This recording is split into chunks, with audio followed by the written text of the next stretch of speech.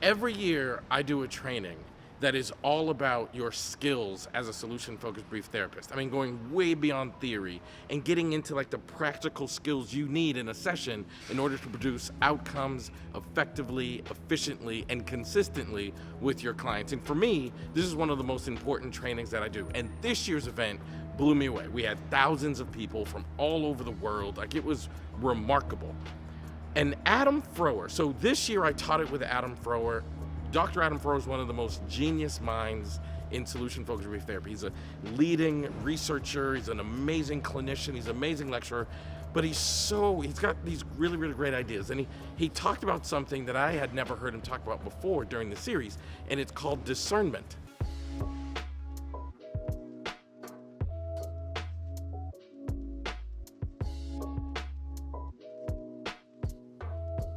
And I just literally got off the phone with him. I was like, that was such an amazing idea. The people in this training raved about it. I want to talk about it beyond just the training. So we just had a conversation. And here's the thing that Adam is trying to get across. I completely agree with him.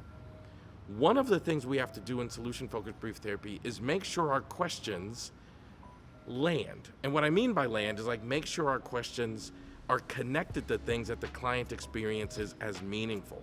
The best way to do that is to make sure your questions are linked to the outcome that the client wants to achieve, right? Like, we have to make sure that we're focused on things that are meaningful to the client and they're related to the outcome the client wants to achieve.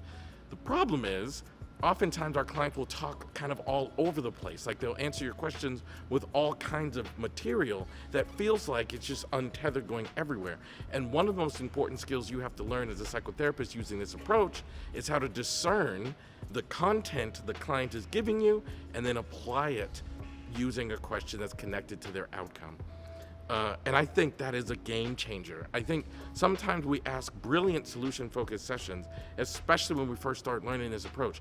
We ask brilliant solution-focused questions that don't go anywhere, that don't mean anything, that don't lead to kind of change that our client is looking for. And the problem is, not that there's anything wrong with the question, but the problem is we haven't connected the question to the outcome that the client wants to achieve.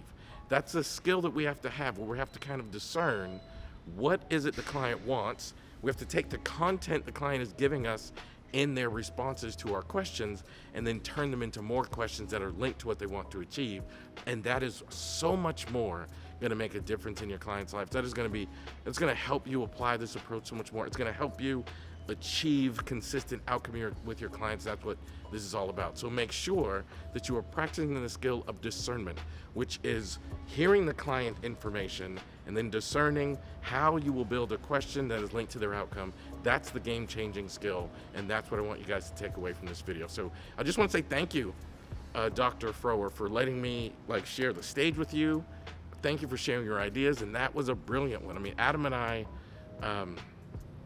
in the past decade, we're probably responsible for the majority of innovations that happen in the solution-focused world. And it's stuff like this where we are constantly working to kind of sharpen our skills.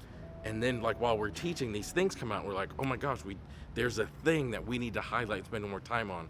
And this time as we were teaching, this idea of discernment became really important. So I hope it helps you.